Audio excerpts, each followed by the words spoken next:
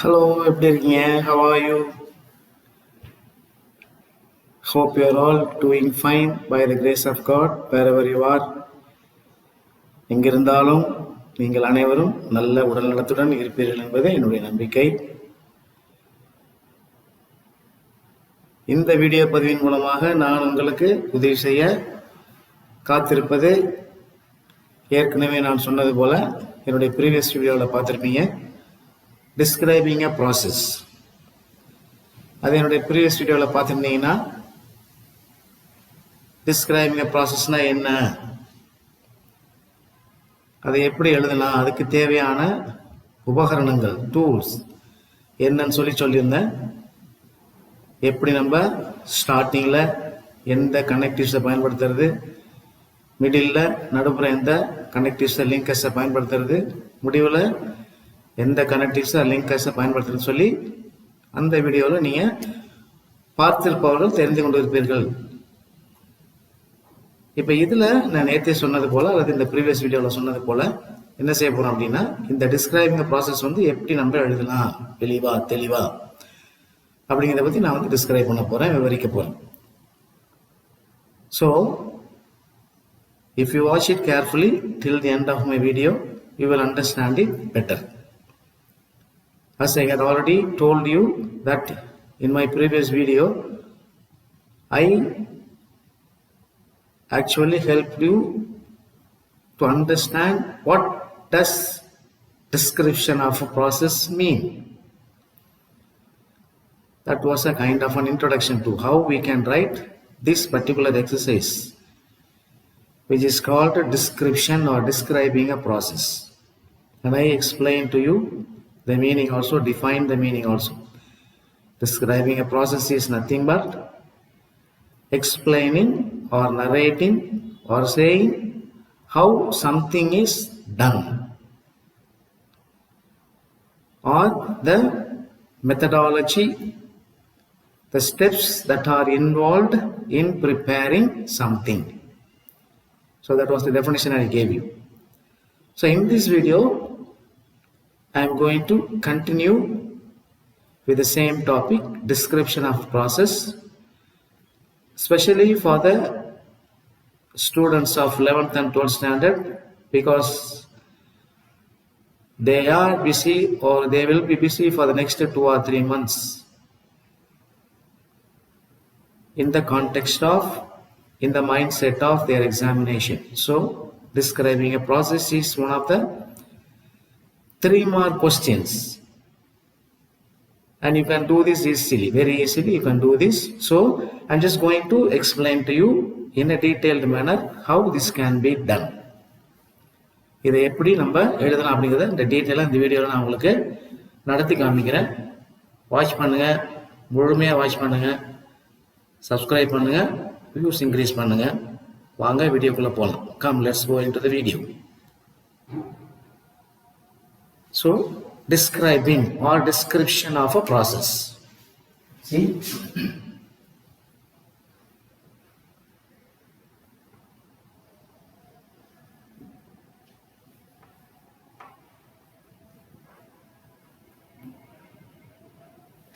so describing a process அப்படின்னு சொல்லும் பொழுது உங்களுக்கு கொஸ்டின் என்ன கேட்பாங்கன்னா, describe the process involved in preparing, say, tea for or coffee for 4 persons, or how do you prepare tea for 4 persons அப்படின்னு சொல்லி கேட்பாங்க கொஸ்டினில். ஸோ அதெல்லாம் நம்ம கொஸ்டின் அண்டர்ஸ்டாண்ட் பண்ணதுக்கப்புறம், I'm just telling you, this is not only for the students, this is for everybody. Those who are able to understand, those who are able to grasp the idea, we also can do it. I'm just going to give you examples. I'm just going to give you examples by describing or explaining or narrating how this can be done. So describing a process பார்த்தீங்கன்னா 2 விதமாக நம்ம பண்ணலாம். 2 விதமாக பண்ணலாம். என்ன எப்படி 2 விதமாக பண்ணலாம் அப்படின்னா, see, one is with the methodology or style of 2 ways this can be done. Okay, 2 ways. Done means written. ரெண்டு விதமா நம்ம இதை எழுதலாம். ஒண்ணு வந்து பாத்தீங்கன்னா இம்பரேட்டிவ் ஸ்டைல்.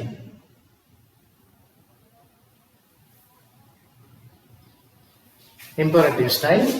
இன்னொன்னு பாத்தீங்கன்னா பாசிவ் ஸ்டைல். இப்போ இது ரெண்டும் வந்து உங்களுக்கு இன்னைக்கு இன்ற வரைக்கும் நல்லா புரிஞ்சிருக்கும். So you can easily understand when I write imperative or passive. இப்போ இங்க நம்ம வந்து நம்முடைய ஆங்கில அறிவை கொஞ்சம் பிரஷ் பண்ணி பார்க்க வேண்டியிருக்கு, தீட்டி பார்க்க வேண்டியிருக்கு. இப்போ இம்பரேட்டிவ்னா என்ன? இம்பரேட்டிவ்னா என்னது? நான் உங்களுக்கு அந்த வாக்கியங்கள் சென்டென்சஸ் டைரக்ட் இன்டைரக்ட் ஸ்பீச் நடத்துறப்பே சொல்லியிருக்கேன். இம்பரேட்டிவ் அப்படிங்கிறது கட்டளை வாக்கியம், இம்பரேட்டிவ் சென்டென்சஸ். அப்போ இம்பரேட்டிவ் சென்டென்ஸ் வந்து எப்படி வந்து தொடங்கும் அப்படிங்கிறது ஏற்கனவே சொல்லியிருக்கேன் நான். If you had watched my videos I told you how does an imperative sentence begin. இப்போ நான் சொல்றப்பே வந்து உங்களுக்கு ஒரு மைண்ட்ல ஆன்சர் வந்து கிளிக் ஆயிருக்கு. நான் சொல்றப்பே உங்களுக்கு மைண்ட்ல ஆன்சர் கிளிக் ஆயிருக்கு. இம்பரேட்டிவ் சென்டென்ஸ் எப்படி வந்து தொடங்கும்? வெர்போட தொடங்கும், வினைச்சொல்லோட தொடங்கும். அது ஏன் சார் அதுக்கும் இதுக்கு என்ன சார் சம்பந்தம் அப்படின்னு சொல்லி கேட்டீங்க அப்படின்னா நிறைய இருக்கு. ஏன் அப்படின்னா இப்போ நம்ம ஒரு ப்ராசஸ் வந்து டிஸ்கிரைப் பண்ணும் பொழுது கட் அண்ட் ரைட்டா பேசுவாங்க சில பேர். இப்போ உதாரணம் சொல்லணும் பாருங்களேன். இப்போ டீயே தயாரிக்கிறோம், ஒரு 4 பேர் டீ தயாரிக்கிறோம். பாலை எடுத்துக்கொள்ளவும், தண்ணீரை சூடு செய்யவும் அல்லது தண்ணீரை கொதிக்க வைக்கவும். தமிழ்ல சொல்றப்ப அது வித்தியாசமா இருக்கும். அப்ப அந்த சூடு பண்றது, கொதிக்க வைக்கிறது இதெல்லாம் வந்து வினைச்சொல். இப்ப இதோட தொடங்குறது தான் இந்த imperative style of writing. So இந்த இம்பரேட்டிவ் ஸ்டைலை பயன்படுத்தி இந்த டிஸ்கிரிப்ஷன் நம்ம எழுதலாம். இன்னொன்று வந்து பாசிவ் ஸ்டைல், பாசிவேஷன், பாசிவ் வாய்ஸ்ல எழுதலாம். இப்போ பாசிவ் வாய்ஸ்ல என்ன பண்ணலாம்? இப்போ நம்ம தமிழ்ல சொல்லணும் அப்படின்னா 2 டம்ளர்களில் அது 2 என்ன சொல்லலாம், டம்ளர்களில் தண்ணீர் எடுக்கப்படுகிறது, அதாவது 2 glasses of water is taken and boiled சொல்றோம் இல்லையா? ஸோ அந்த மாதிரி பாசிவ் ஸ்டைல். அது வந்து இந்த 2 விதமா நம்ம டிஸ்கிரைபிங் ப்ராசஸ் வந்து எழுதலாம். இன்னொரு ஜெனரல் ரூல் நம்ம என்ன ஞாபகத்துக்கு வச்சோம் அப்படின்னா, போத் இந்த 2க்குமே வந்து பார்த்தீங்கன்னா இம்பரேட்டிவ் ஸ்டைலாக இருந்தாலும் சரி, பாசிவ் ஸ்டைலாக இருந்தாலும் சரி, அதுக்கு என்ன டென்ஸ் பயன்படுத்தணும் அப்படின்னா ப்ரெசன்ட் டென்ஸ் தான் பயன்படுத்தணும். ப்ரெசன்ட் டென்ஸ் தான் பயன்படுத்தணும். That is preferable. Past tense பயன்படுத்தலாம், ஒன்றும் தவறு கிடையாது. ஏன்னா இப்போ கேள்வி வந்து how did you prepare tea for 3 persons, அதாவது how did you prepare juice for 4 persons அப்படின்னு சொல்லி past tenseல கேட்டால் that is okay. You could make use of the past tense verb. ஆனால் இங்கே பார்த்தீங்கன்னா இப்போ நம்ம what is the understanding?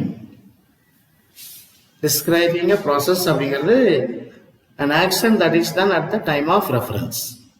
அதாவது ஒரு நிகழ்வானது நடந்து கொண்டிருக்கிற பொழுது பயன்படுத்துகிற டென்ஸ் வந்து கன்டினியூஸ் நம்ம பார்த்தோம், ப்ரெசன்ட் கன்டினியூஸ் பார்த்தோம். அல்லது இன்னொன்று என்ன சொல்லலாம், ப்ரெசன்ட் டென்ஸ் அதே போல தான் வழக்கமாக நடக்கின்ற நிகழ்ச்சியை குறிப்பிடும் பொழுது அதற்கு பயன்படுத்துவது நம்ம ப்ரெசன்ட் டென்ஸ்.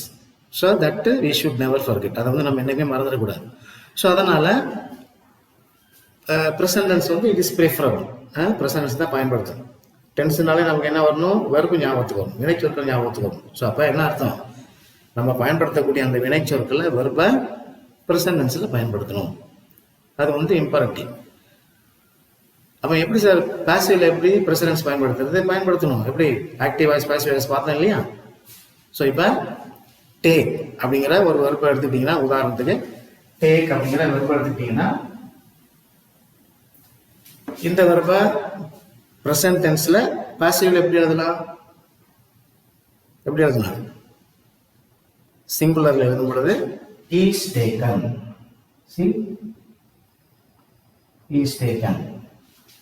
ப்ளூரல் எழுதும் பொழுது are taken. அதாவது உங்களுக்கு சப்ஜெக்ட் வந்து சிங்குலரா இருந்தா இது அகைன் என்ன கிராம ஞாபகத்துக்கு நமக்கு agreement between subject and the verb. அதாவது வினைச்சொல்லுக்கும் சப்ஜெக்ட் எழுவாய்க்கும் இடையே உள்ள அந்த தொடர்பு.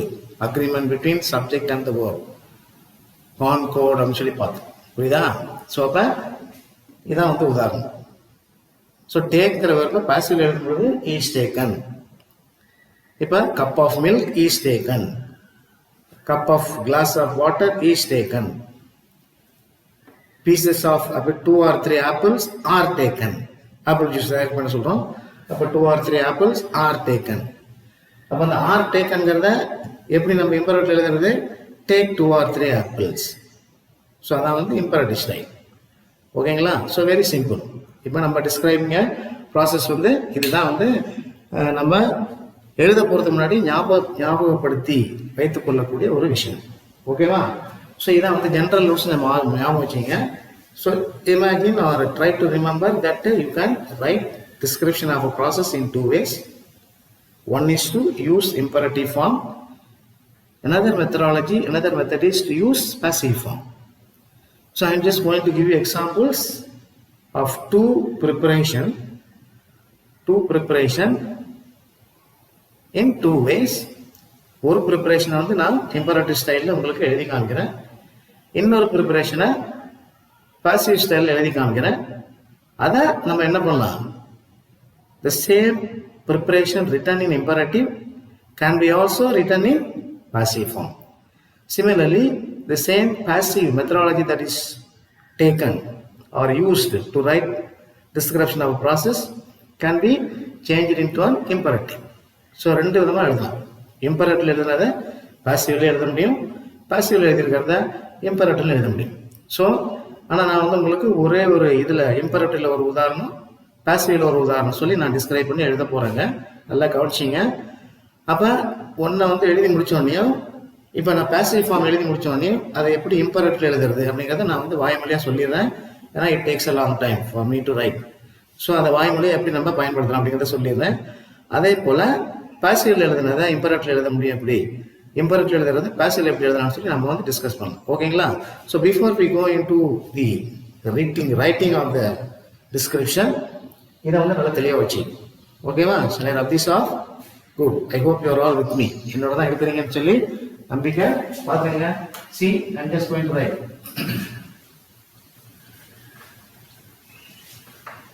ஸோ முதல்ல நம்ம என்ன பண்ணலாம் அப்படின்னா, வழக்கமாக நம்ம இதை அடிக்கடி கேள்விப்பட்டிருப்போம். அதே தான் நான் இன்னைக்கு உங்களுக்கு எழுதி காமிக்க போகிறேன். Preparing T for 4 persons. Preparing T for 4 persons. அதான் நம்ம தலைப்பு.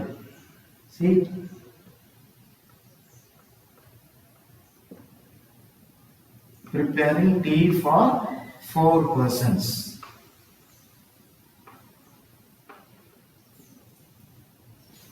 So இது வந்து உங்களுக்கு கேள்வியில் எப்படி கேட்பாங்க? How would they ask you in question? எப்படி கேட்பாங்க அப்படின்னா, describe a process involved in preparing tea for 4 persons அப்படின்னு கேட்கலாம். அல்லது ஸ்ட்ரெயிட்டாக கேட்கணும்னா, how would you prepare tea for 4 persons? எப்படி நீங்கள் 4 பேருக்கு டீ தயார் பண்ணுவீங்க, அல்லது 4 பேருக்கு டீ தேநீர் தயாரிக்கக்கூடிய முறையை எழுதுக. ஸோ இந்த விதமாக தான் நம்ம அவங்க கேள்வியில் வரும். அப்போ நான் இதை வந்து முதல்ல உங்களுக்கு இதை இம்பரேட்டிவ் ஸ்டைலில் எழுதி காமிச்சேன். அதாவது இப்போ இதை வந்து நான் இம்பரேட்டிவ் ஸ்டைலில் எழுத போகிறேன். ஸோ இம்பரேட்டிவ்னாலே நமக்கு என்ன ஞாபகத்துக்கு வரணும்? ஸோ இம்பரேட்டிவ் ஸ்டைலில் எழுதி காமிக்கிறேன். இதை வந்து இம்பரேட்டிவ் எழுதி முடிச்சுட்டு அப்புறம் பாசிவ்ல இதை எப்படி எழுதலாம் அப்படிங்கிறத நான் வாய்மொழியாக அவங்களுக்கு சொல்லுவேன். அப்போ வந்து you can easily understand. Okay, போகலாங்களா? ஓகே, ஃபர்ஸ்ட் நான் என்ன வெர்ப் யூஸ் பண்ண போகிறேன்? என்ன பண்ணுவாங்க வழக்கமாக? See first step. இப்போ நம்ம 4 ஆட்களுக்கு வந்து we are going to prepare tea for 4 persons. So அப்போ அது எழுதுறதுக்கு முன்னாடி இன்னும் நம்ம என்ன ஞாபகத்தில் வச்சோம் அப்படின்னா, 4 பேருக்கு டீ தயார் பண்ணோம்னா எத்தனை எவ்வளோ சுகர் வேணும், எவ்வளோ பால் வேணும், எவ்வளோ டீ லீவ்ஸ் வேணும், இதெல்லாம் வந்து நம்ம மைண்ட்லேருந்து செட் பண்ணி வச்சுக்கணும். அப்போ இன்க்ரீடியன்ஸ் அப்படின்னு சொல்லி எழுதிட்டு போகலாம். That takes a long procedure. அதெல்லாம் வேண்டாம். இங்கே நமக்கு டீ தயார் பண்ணுறதுக்கு என்னென்ன வேணும்னு சொல்லி தெரியும். டீ பவுடர் வேணும், பால் வேணும், தண்ணி வேணும், அஃப்கோர்ஸ் முக்கியமாக அடுப்பு வேணும். பற்ற வச்சு பாயில் பண்ணுறதுக்கு அடுப்பு வேணும். இது எந்த விதமான டவுட்டும் கிடையாது. So we need all these things. So இதை மைண்டில் வச்சுட்டு நம்ம என்ன பண்ண போகிறோம், இதை இம்பேரேட்டிவ் ஸ்டைலில் எப்படி எழுத போகிறோம்னு பார்த்தேன். So first of all take, அதே வந்து நான் பயன்படுத்த போகிறேன். Take, see, since you are preparing tea for 4 persons, you see, take 3 glasses of water. Take 3 glasses of water in a vessel. See, this is first sentence. If I verb take, imperative style. Take 3 glasses of water in a vessel. இப்போ இது எப்படி பேசில் எழுதுவீங்க? உதாரணத்துக்கு ஒன்று சொல்லிட்டு அப்புறம் ஃபுல்லாக எழுதிட்டு அப்புறம் நான் பேசிவில் வரேன். இது எப்படி பேசில் எழுதலாம்? சி, பாசிட்டிவ் எழுதும்போது சப்ஜெக்ட் வெர்ப் ஆப்ஜெக்ட் அந்த கோணத்தில் வரணும், அந்த ஸ்டைலில் வரணும். ஓகே, அப்போ 3 glasses of water is taken in a vessel. அதான் வந்து பாசிவ் ஸ்டைல். ஜி பாருங்களா எவ்வளோ ஈஸியாக இருக்கு. ஓகே, நம்ம இம்பரேட்டிவ் முடிச்சுட்டு அப்புறம் அதுக்கு வரலாம்.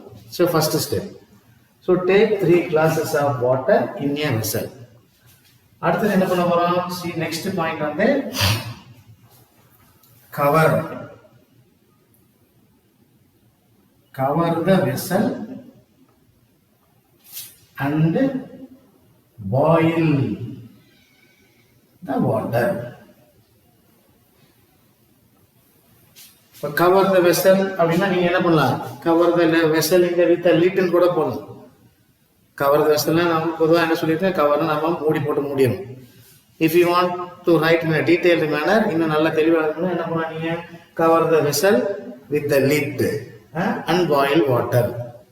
புரியுதா? இதான் வந்து second style. Second imperative style. இப்போ நம்ம தண்ணி ஊற்றி வெசலில் வச்சாச்சு, அடுப்பை பற்ற வச்சு அது வந்து என்ன பண்ணுறோம், வெசலை வந்து அந்த பாத்திரத்தை மூடி தண்ணியை வந்து பாயில் பண்ணிட்டு இருக்கோம். அப்புறம் என்ன பண்ணுவோம்? C, next step. இப்போ தண்ணி வந்து கொதிச்சிருச்சு நல்லா, இந்த வாட்டர் இஸ் பாயிலிங். ஸோ இப்போ என்ன பண்ணுவோம்? ஆட். இது வந்து இன்னொரு verb. And since you are preparing tea for 4 persons, this is my preference. நான் என்னுடைய ஸ்டைலில் எழுதுனேன். இப்போ சில பேருக்கு ரொம்ப டிகாக்ஷன் வந்து ரொம்ப லைட்டாக இருந்துச்சுன்னா நீங்கள் 2 டீஸ்பூன்ஸ் கூட பயன்படுத்தலாம், அல்லது 1 டீஸ்பூன் கூட பயன்படுத்தலாம். டீ பவுடர் பார்த்தீங்களா? அப்போ நான் என்ன பண்ண வந்து எனக்கு ஸ்ட்ராங்காக டீ வேணும் அப்படிங்கிறதுனால I am just going to use 3 teaspoons of tea leaves. Okay, add 3 teaspoons of tea leaves. See, tea leaves. தேநீருக்கு தேவைப்படுகிற அந்த தேயிலை துகள்களை என்ன பண்றோம், ஒரு 3 டீஸ்பூன்ஸ் வர அளவுக்கு அதெல்லாம் என்ன பண்ண போறோம், மிக்ஸ் பண்ணுங்க. ஸோ ஆட் சேர்க்குது, ஆட் 3. அப்போ மறுபடியும் என்ன பண்ணுவோம், and cover the vessel with the lid. அது எழுதிட்டே போகணும், and cover the vessel with the lid.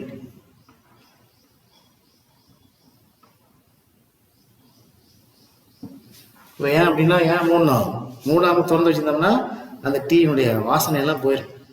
The smell of the fragrance of the tea leaves will disappear, vanish in air very fast. அப்போ அந்த taste நமக்கு வந்து நம்ம prefer பண்ணுற taste வந்து கிடைக்கும். அதனால மூடி வச்சுட்டு அந்த டீ வந்து பாயில் ஆகி டீ தூள் வந்து தண்ணியோட இப்போ என்ன பண்ணிட்டு இருக்கு, கொதிச்சுட்டு இருக்கு. கொதிச்சோடனே என்ன பண்ணலாம், now you add sufficient milk. இப்போ நான் sufficient வார்த்தையை பயன்படுத்துகிறேன். சில பேருக்கு வந்து பார்த்தீங்கன்னா 2-3 glasses of cups of milk அப்படின்னு கூட போடலாம். ஸோ நான் வந்து சும்மா சிம்பிளா add sufficient milk.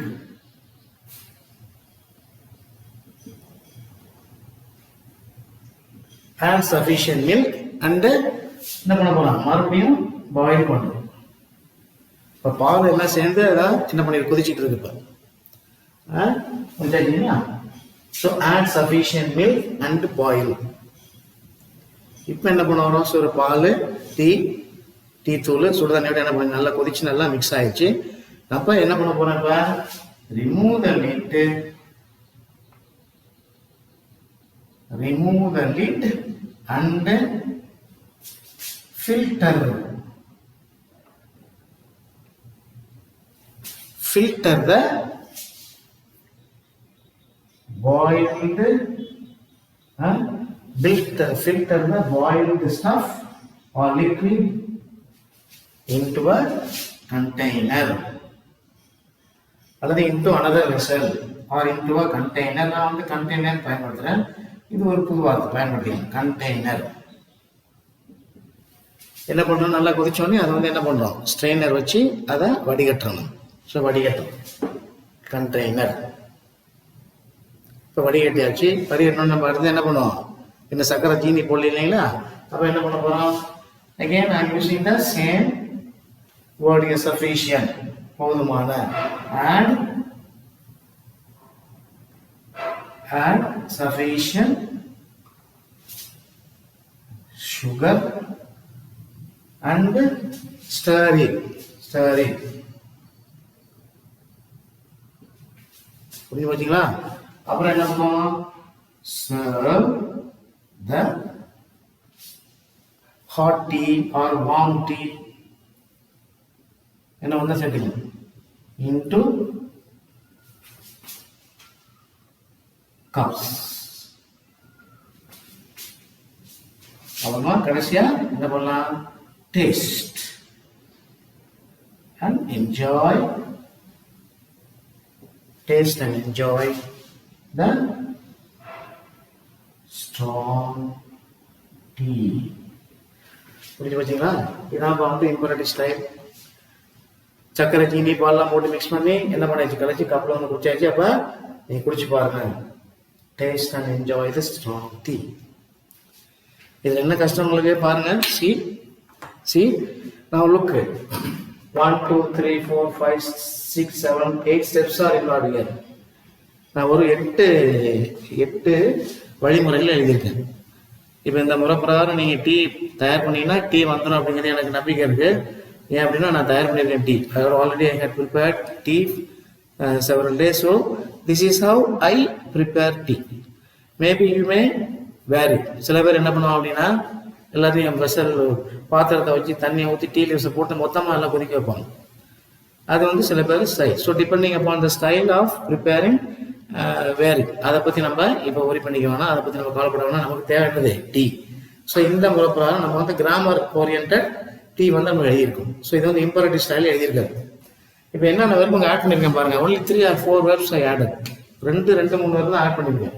இந்த டேக், அப்புறம் கவர், அப்புறம் ஆட், இங்கே ஒரு ஆட் இருக்கு, அப்புறம் ரிமூவ், அப்புறம் இங்கே ஒரு ஆட், சர்வ் அண்ட் டேஸ்ட், அப்புறம் என்ஜாய். சரி, இப்போ இந்த வெர்பை வந்து எல்லாமே என்ன பண்ணியிருக்கோம், நம்ம ஸ்டார்டிங்கில் பயன்படுத்தியிருக்கோம். we have used all these verbs at the beginning of every information. ஒவ்வொரு தகவலுக்கு முன்னாடி இந்த வெர்பை நம்ம பயன்படுத்திருக்கிறதுனால இது வந்து எனது ஒரு இம்பரேட்டிவ் ஸ்டைலில் இருக்கு. இப்போ இது வந்து one way of writing. those who prefer this way of writing you can go ahead. இந்த முறை பிரகாரம் எழுதின ஆரம்பிச்சா இது எனக்கு ஈஸியாக இருக்குது சார் அப்படின்னு சொல்லி நினச்சிங்க அப்படின்னா go ahead, நல்லா பயன்படுத்துங்க. இப்போ இதே ப்ரிப்பரேஷனை வந்து என்ன பண்ணலாம் அப்படின்னா இன்னொரு விதமாக சொன்னேன், பாசிவ் ஃபார்மில் எழுதணும். பாசிவ் ஃபார்மில் எழுதணும். இப்போ பாசிவ் ஃபார்மில் எழுதுறப்ப நான் அப்படியே ஓரலாக சொல்கிறேன். I will just explain to you or narrate you in orally. I will say it orally and then you can make use of it. பாருங்க, I already told the passive form of this sentence here. So again maybe I will repeat it. மறுபடியும் சொல்கிறேன், கவனிச்சிங்க. பாருங்க, இங்கே என்ன பண்ண போகிறோம் இப்போ, see 3, so take 3 glasses of water in a vessel. இது எப்படி பாசிவ்ல சொல்லுவீங்க, 3 glasses of water is taken. புரிஞ்சு போச்சா. இப்போ நீங்க என்ன பண்ணணும், see you have to use, இங்க வந்து பாத்தீங்கன்னா அந்த லிங்கர்ஸ்லாம் பயன்படுத்திக்கலாம். ஃபர்ஸ்ட் தென் அப்படி பயன்படுத்திட்டே போகணும். பட் இது வந்து வாட் ஐ ப்ரிஃபர், இதை வந்து நம்ம பாசிவ்ல பயன்படுத்தும் போது இதை பயன்படுத்திக்கலாம். அப்ப நீங்க என்ன பண்ணலாம், first 3 glasses of water is taken in a vessel. First 3 glasses of water is taken. So அந்த is taken ங்கறத passive formula உள்ள verb. Second பாருங்க,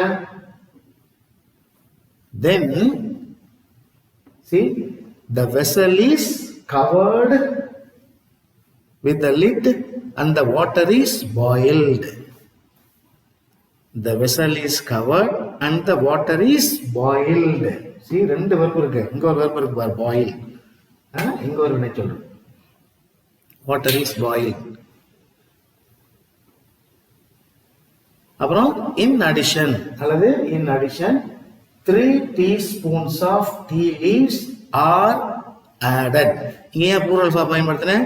Teaspoons, 3 teaspoonsங்கிறது plural subject இல்லையா, அதனால so 3 teaspoons of tea leaves.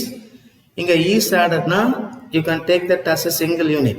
Single unit வந்து அதை singular பயன்படுத்திக்கலாம், plural பயன்படுத்தினா plural பயன்படுத்திக்கலாம். So add 3 teaspoons of tea leaves. அப்படின்னா இது எப்படி passive எழுதுறது?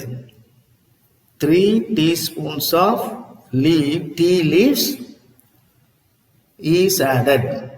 அது வந்து ஒரு யூனிட்டா பயன்படுத்துறப்ப சிங்குலரா பயன்படுத்துறோம். இப்போ இங்க டீஸ்பூன்ஸ்க்கு ப்ரிஃபரன்ஸ் கொடுத்தீங்க அப்படின்னா அங்க வந்து plural verb வந்துரும். 3 teaspoons of 3 leaves are added. அப்ப ஸ்பூன்ஸ் வந்து முக்கியத்துவம் கொடுக்கறப்ப அது plural ஆ வந்துரும். So is added. அப்புறம் அடுத்து என்னது? Add sufficient milk and boil. Now sufficient milk is added and boiled. அடுத்து பாருங்க, எல்லாம் பாயில் பண்ணி வச்சு முடிஞ்சு போச்சு. Remove the lid and filter the boiled stuff into a container. இப்போ என்ன பண்ணுவோம்? Now the lid is removed and the boiled tea leaves is filtered into a container. See, filter அப்படிங்கிறது இங்க இருக்கிற இன்னொரு verb. புரியுதா? So now the lid is removed and the boiled stuff is filtered into a container. Filtered into a container. See, அடுத்து பாருங்க, add sufficient sugar and stir it. Now sufficient sugar is added and stirred. Mix பண்றாங்க, ஆத்துறாங்க சொல்றாங்க இல்லையா, ஆத்துறாங்க. அப்புறம் the hot tea is served into cups. The hot tea or warm tea or the present tea, என்ன வேணாலும் பயன்படுத்துறாங்க. Fresh tea, fresh tea is served hot into the cups. கடைசி என்ன பண்ணலாம்? இதை வந்து நம்ம ஒரு என்ஜாய்மெண்ட்டுக்காக சொன்னோம். இதையும் நீங்க பாசிவ்ல எழுதலாம். Taste and enjoy the strong tea. Now the strong tea is tasted and enjoyed. புரியுங்களா? How? Finally கூட பயன்படுத்தலாம். நீங்க சொன்னீங்க அந்த process. Finally the strong tea is tasted and enjoyed. அவ்வளவுதான் பா. See, so what I just narrated, இப்போ நான் உங்கள்கிட்ட என்ன சொன்னேன் அப்படின்னா, இதை வந்து இம்பரேட்டிவ் ஸ்டைல் எழுதி இருக்கக்கூடிய அந்த ப்ரிப்பரேஷன் ஆஃப் டீயை நான் வந்து உங்களுக்கு பாசிவ் ஃபார்ம்ல சொன்னேன். ஓகேவா? Is that clear? அண்டர்ஸ்டுட்? புரிஞ்சுங்களா உங்களுக்கு? உங்களுக்கு புரியலன்னா மறுபடியும் you can go back to the video and watch it. இப்போ இதில் வந்து நம்ம என்ன பண்ண போறோம், இது வந்து ஸ்போக்கன் இங்கிலீஷ்க்கு பயன்படுத்தலாம். Of course, when you want to speak in English very fluently, by way of narrating the description, you can improve your spoken English also. But இது வந்து on the examination point of view பார்த்தீங்க அப்படின்னா இதை எழுதுறதுக்கு இந்த முறையை பயன்படுத்திக்கலாம். See, இதை பயன்படுத்திங்க. ஓகேவா? So this is preparing tea for 4 persons in an imperative style. ஓகேவா? ஸோ இப்போ இதை நான் ரிமூவ் பண்ணிட்டு பாசிவ் ஸ்டைலில் இன்னொரு ஜூஸ் ஒன்று தயாரிப்பேன். இப்போ நான் என்ன நினைக்கிறேன் அப்படின்னா, நான் வந்து மோஸ்ட் பீப்புள் நீங்களே என்ன பண்ணீங்க, சில பேருக்கு ஆப்பிள் ஜூஸ் பிடிக்கும், சில பேருக்கு பைனாப்பிள் ஜூஸ் பிடிக்கும், சில பேருக்கு உட் ஆப்பிள் ஜூஸ் பிடிக்கும், சில பேருக்கு லெமன் ஜூஸ் பிடிக்கும். ஸோ நான் வந்து என்ன உங்களுக்கு இப்போ சொல்ல போகிறேன் அப்படின்னா, பைனாப்பிள் ஜூஸ் வந்து எப்படி தயாரிக்கிறது, பைனாப்பிள் ஜூஸ் அது எப்படி தயாரிக்கிறது ஒரு 4 பேர்த்துக்கு அப்படிங்கிறத நம்ம வந்து பாசிவ் ஸ்டைலில் பார்க்க போகிறோம். So let me rub this all. அதுக்கு முன்னாடி இதை அழிக்கிறதுக்கு முன்னாடி just go and have a look at this methodology for 1 or 2, not 1 or 2 minutes, but maybe ஒரு 25 seconds பாருங்க. இதெல்லாம் ஒரு ஜஸ்ட் கோ த்ரூ. அது உங்கள்கிட்ட தான் இருக்க போகுது. பட் என்ன நீங்கள் பார்த்துக்கிட்டே இருக்கலாம். But before I start rubbing, இதை அழிக்கிறதுக்கு முன்னாடி ஒரு தடவை ஜஸ்ட் கோ த்ரூ இட். இது வந்து imperative style of writing a process, describing a process. இப்போ நான் சொன்ன டெஃபினிஷன் உங்களுக்கு ஞாபகம் வந்திருக்குன்னு நினைக்கிறேன். என்ன டெஃபினிஷன் சொன்னேன் ஸ்டார்டிங்கில், ஞாபகம் இருக்கா? What did I say? I set describing a process is nothing but a definition or a narration or describing how a thing is made or what is made and the methodology of it involved. அது சொல்லி பார்த்தணும். புரியுதா? Okay, அழிச்சிடலாங்களா? Okay, right. Now we will go to another way.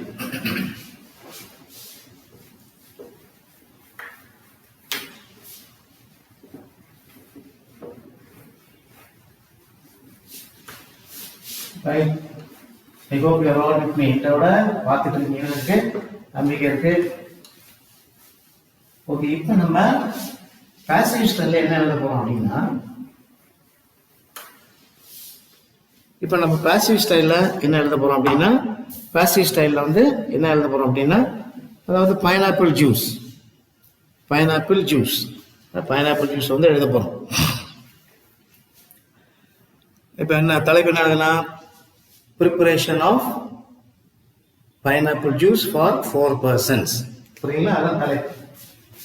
Preparing, அது preparation preparing அப்படின்னு சொல்லி போட்டாங்க. ஏன்னா நம்ம வந்து செஞ்சுட்டு இருக்கோம் இல்லையா? Preparing is continuous. Now what I am doing, what we are doing now, you are listening and I am just helping you to understand a process. Preparing pineapple juice.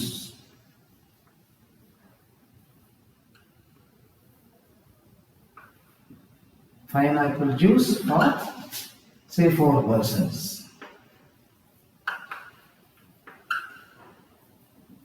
இதை வந்து நமக்கு தலைப்பு. ஸோ இதை வந்து நமக்கு பாசிவ் ஸ்டைலில் எழுத போகிறோம். பாசிவ் ஸ்டைல் ஏற்கனவே நான் உங்களுக்கு இந்த பாசிவேஷன் பற்றி நடத்தாச்சு. ஆக்டிவ் வாய்ஸ் பாசிவ் வாய்ஸ் நடத்திட்டு இருக்கிறப்ப, now how would you describe a process in passive form? என்ன பண்ண போகிறோம் இப்போ பாசிவ் ஃபார்மில்? பைனாப்பிள் ஜூஸ் தயாரிக்க போகிறோம். எத்தனை பேர்த்துக்கு? 4 பேர்த்துக்கு. ஓகேவா? இப்போ நம்ம பாசிவ் எழுத போனோனையும் என்ன ஞாபகத்துக்கு வரணும்? All the verbs in passive form or the passive voice must be written in past participle. அதை ஞாபகம். அது எந்த ப்ரெசன்ட் டென்ஸாக இருந்தாலும் சரி அல்லது ஃபியூச்சர் பர்ஃபெக்ட் டென்ஸாக இருந்தாலும் சரி, எல்லா டென்ஸுக்குமே பாசிவ் வாய்ஸில் வரும் வந்து எந்த ஃபார்மில் இருக்கணும்? 3rd ஃபார்மில் இருக்கணும். ஓகே, பட் அதை நீங்கள் என்னைக்கு மறந்துடக்கூடாது. So remember well that always when you are writing answers to the passive voice or in the passive voice, the verbs should or must be always in 3rd form. புரியுதுங்களா? Okay, நான் பார்ப்போம். இப்போ நம்ம preparation வந்து preparing pineapple juice for 4 persons. ஒரு 4 பேர்த்துக்கு pineapple juice தயாரிப்போம். எப்படி தயாரிக்கலாம் வாங்க பார்க்கலாம். இப்போ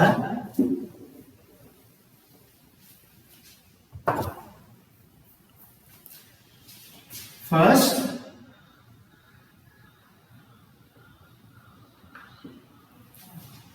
three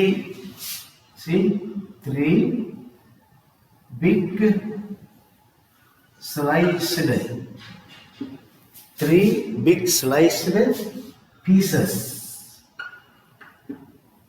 pieces of pineapple.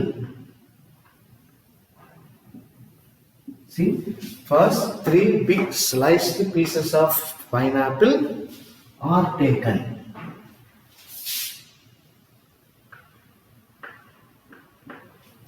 இங்க verb என்ன உங்களுக்கு? are taken. ஏன் are taken plural form பயன்படுத்துறேன்? ஏன்னா இந்த சப்ஜெக்ட் வந்து 3 big sliced pieces of pineapple. இதெல்லாம் சப்ஜெக்ட் உங்களுக்கு. ஸோ அதனால தான் verb வந்து are வந்துச்சு. ஸோ அதான் first way of writing in passive form. So first 3 big sliced pieces of pineapple are taken. These pieces are cut அல்லது sliced. இதெல்லாம் கட்டுங்க ஸ்மால் இருக்குமா கட்டை பயன்படுத்தணும். Cut into small pieces.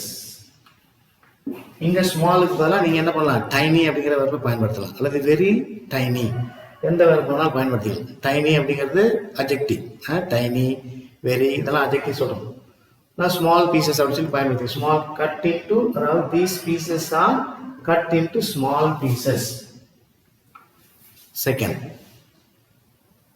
Pineapple 3 பெரிய ஸ்லைஸ் வந்து கட் பண்ணி வச்சிருப்பாங்களே அதெல்லாம் எடுத்தாச்சு. அதை சின்ன சின்ன பீஸாக நம்ம என்ன பண்ணோம், இப்போ வெட்டி வச்சாச்சு. இதை வெட்டி வச்சதுக்கப்புறம் என்ன பண்ணுறோம், இப்போ now the small pieces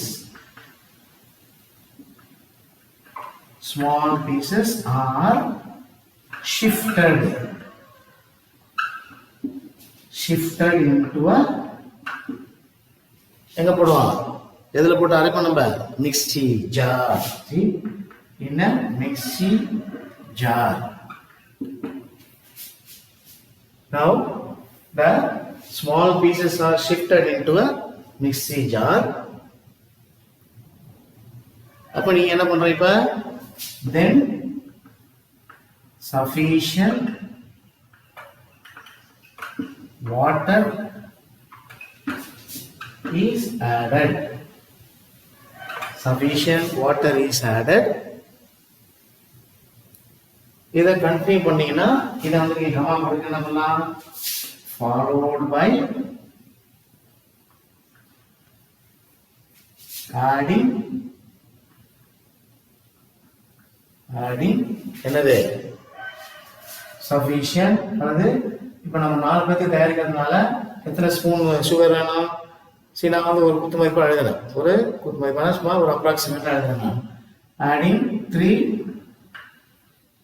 teaspoons of sugar. So தண்ணி ஆட் பண்ணிட்டோம், போதுமான தண்ணி ஆட் பண்ணிட்டோம்.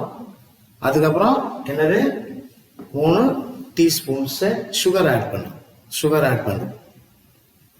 ஆட் பண்ணியாச்சு. இப்போ அடுத்து என்ன பண்ணுவோம், see now then sufficient water is added followed by adding 3 teaspoons of sugar. ஜீனி போட்டாச்சு. now அல்லது then, இப்போ now அடிக்கடி பயன்படுத்தலாம், நீங்க then போட்டுக்கலாம். then போட்டு என்ன பண்ணுவீங்க, then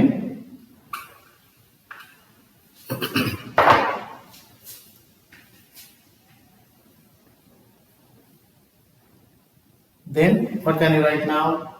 உப்பு போடுற பழக்கம் உண்டுங்களா நீங்க? you have the habit of adding little bit of salt. ஏன்னா உப்பு போட்டோம் அப்படின்னா அந்த டேஸ்ட் கொஞ்சம் நல்லா இருக்கும். அந்த ஜூஸ்க்கெல்லாம் லேசா உப்பு கச்சி போயிடும். But in order to taste the real sweetness, அந்த இனிப்பு தன்மையை வந்து உணர்றதுக்கு பார்த்தீங்கன்னா லேசாக கொஞ்சம் உப்பு போடுவாங்க. ஸோ அதே நம்ம எழுதிக்கலாம். Then little bit of salt, is added. இப்பதான் என்ன பண்ண போறோம், நம்ம இதெல்லாத்தையும் சேர்த்து என்ன பண்ண போறோம், கிரஷ் பண்ண போறோம். now the stuff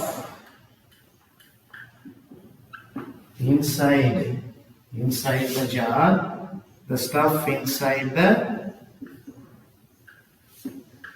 mixy jar என்ன பண்ண போறப்ப, is crushed. ஓகேவா, is crushed into a liquid form.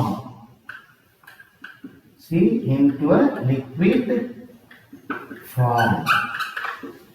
liquid form என்னாச்சு, இப்போ வந்து ஜூஸ் ஆயிடுச்சு. இப்போ நல்லா மிக்ஸ் பண்ணி அரைச்சாச்சு, இப்போ juice ஆயிடுச்சுங்களா?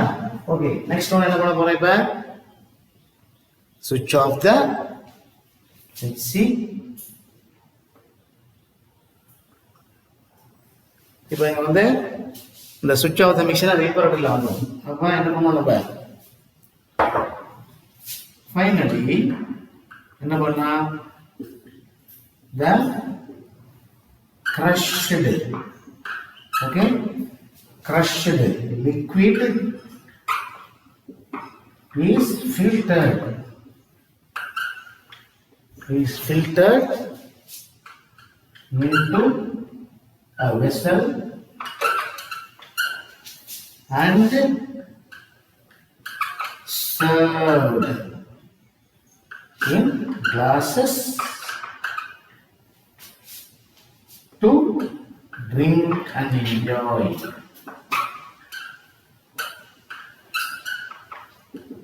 To drink and enjoy. To drink and enjoy. புரிஞ்சு போச்சுங்களா? அவ்வளோதான். சி, இதே தான் நம்ம என்ன பண்ணியிருக்கோம், அந்த டீ போடுறப்போ நான் அதை வந்து இம்பரேட்டிவ் ஸ்டைல் எழுதி பாசிவ்ல சொன்னேன். இப்போ இங்கே பாசிவ்ல எழுதி உங்களுக்கு இம்பரேட்டிவ்ல டிஸ்கிரைப் பண்ண போகிறோம். See now what are the verbs that are added here? பாருங்க, ஒன்று எழுதி போட்டாச்சு. இங்கே ஆர் கட், அப்புறம் இங்கே வந்து ஆர் ஷிஃப்டட், அப்புறம் இங்கே வந்து பார்த்தீங்கன்னா ஈஸ் ஆடட், அப்புறம் இங்கே பார்த்தீங்கன்னா இங்கே ஃபாலோடு, ஈஸ் ஃபாலோடு. இங்கே ஈஸ் வந்து இதோட இருக்கிறதுனால இங்கே தேவையில்லை, அதனால அது தேவையில்லை. Then little bit of sugar is added, அப்புறம் மிக்ஸி ஜார் ஈஸ் கிரஷ்டு, அப்புறம் ஈஸ் ஃபில்டர்டு, ஈஸ் சர்வ்டு. பாருங்க எத்தனை வெர்ப் பயன்படுத்திருக்கேன் பாருங்க. இது எல்லாமே பாசிவ் ஃபார்ம்ல இருக்கு.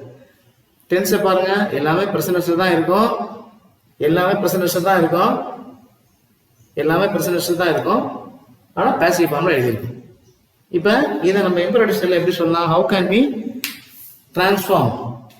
B transform this into an imperative style? பாருங்க, இப்போ நம்ம பைனாப்பிள் ஜூஸ் தயார் பண்ணியிருக்கோம் 4 பேருக்கு. எப்படி தயார் பண்ணியிருக்கோம் பாருங்க. Take 3 big sliced pieces of pineapple. That's first. Take 3 big sliced pieces of pineapple. அடுத்தது பாருங்க, cut those pieces into small ones. Cut. அப்புறம் shift the cut pieces into a mixie jar. Add sufficient water. Add sufficient sugar or 3 teaspoons of sugar. Add very little salt. Switch off the mixie jar and then crush all the stuff that is inside the jar. அப்புறம் என்னாச்சு? Filter the crushed liquid into a vessel and serve the juice into glasses for drinking or to drink and enjoy. புரியுதுங்களா? அவ்வளோதான். வேற என்ன கஷ்டம் இல்லை. nothing is difficult. See, this is how you should be able to understand this exercise very well and then try to get marks, 3 marks. இப்போ இந்த மாதிரிலாம் எழுதுனீங்கன்னா mark யாராலையும் குறைக்க முடியாது. No one can reduce the marks. See, you have grasped the idea, but we need to understand lot of verbs, vocabulary, அதை நிறைய தெரிஞ்சு வச்சிருக்கணும். இந்த 2 ஸ்டைலை ப்ரிஃபர் பண்ணிக்கங்க. உங்களுக்கு எந்த மெத்தடாலஜி வந்து ப்ரிஃபர் ஆகுதோ, பிடிச்சிருக்குதோ அந்த மெத்தடை ஃபாலோ பண்ணுங்க. So follow the preferred methodology that you would like to use. So 2 ways you can write describing a process. One is to use imperative form, another one is passive form. Okay, so that's all guys. அவ்வளோதான் இந்த வீடியோவில் நம்ம பார்த்துருக்கிறது. So ஒரு long video போட்டேன் நான். இது ஏற்கனவே ஒரு 45 minutes வந்துருச்சு. இப்போ doesn't matter, but go through the video and listen to the video till the end and try to learn the methodology of scoring 3 marks by describing a process with the preferred methodology of each and every one of you. Thank you for watching.